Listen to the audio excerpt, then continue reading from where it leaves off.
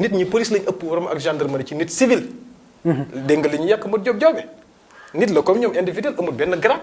dafa sukkandiku ci baat rek ñolong ci nit ñi lu ko neex def. léegi nag bu fekkente ne da ngaa doon koo xam ne da ngay sukkandiku ci ay loi da ngay xam ne lii sanction am na ci boo defee lii yoon la ci mën a topp wala nangam ak nangam.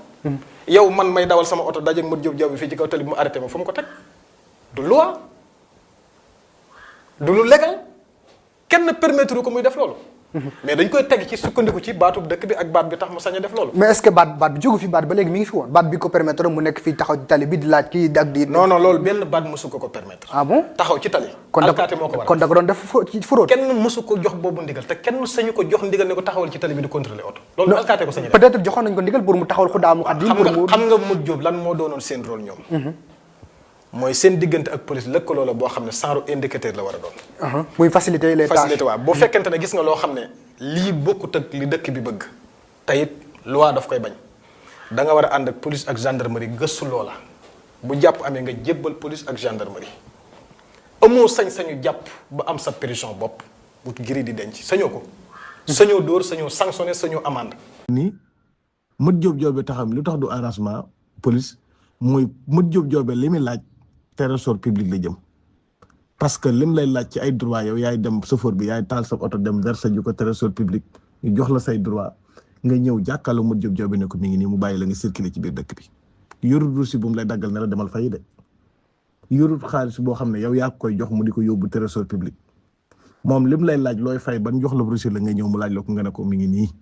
mu bàyyi la nga circuler ci biir dëkk bi loolu nag ñun waa conseil municipal bépp ñoo daje woon voté ko biñ ko voté pare muy xaalis bu ñu war a jëli xaalis boobu ci lañ war a liggéeyal dëkk bi parce que bi ñu ko jàppee mu nekk police bu ndaamaatu payeru département bi ñëw na parce que payer moo leen jox moo leen bàyyi ci terrain bi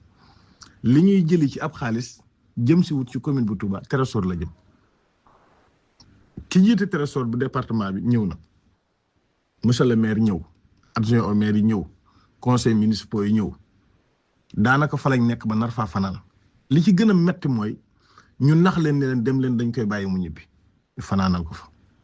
xëy suba defeere ko jàkkaarloo procureur moom mandat dépôt ko ci loo xam ne ñi ko war a yëg ñëpp ci ay kilifa yëg nañ ko ci lan daa am lu mu wax commissaire waxuñu ne waroo taxaw fii de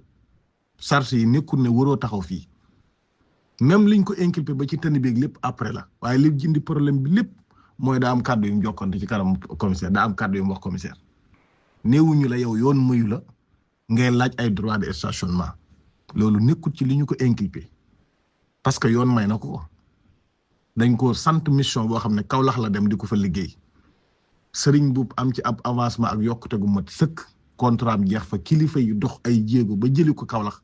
andi ko fii ci Touba ngir mu ko liggéeyal Touba.